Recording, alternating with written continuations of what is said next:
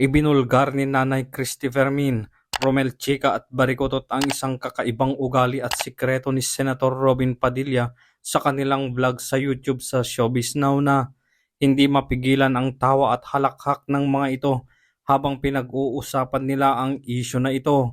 Ibinulgar ni Barikotot na tuwing dadalaw pala itong si Senator Robin Padilla sa kanyang mga girlfriend noon ay dumadaan muna sa isang convenience store o grocery para bumili ng ilang mga bagay. Kasama na sa mga bitbit niya tuwing nagpupunta si Binoy sa kanyang girlfriend ay ang palaman. Pero ang nakakatawa ay wala naman daw siyang dalang tinapay. Ang kagandahan lang di umano ayon kay Barikotot ay meron naman di umanong dalang panulak. Ang tanong ngayon ng mga netizens ay ano ang ginagawa sa mga dalang palaman kung wala namang tinapay na pinagpapalamanan ng mga ito.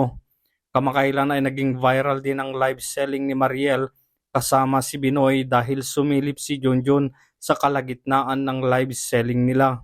Nauna na din nagkaroon ng kontrobersya si Binoy dahil sa pag-umbok na naman ni Manoy noon meron siyang ginagawang documentary tungkol sa pag-iibigan nila ni Mariel. Narito ang ilang nakakatuwang reaksyon ng grupo ng Showbiz Now na.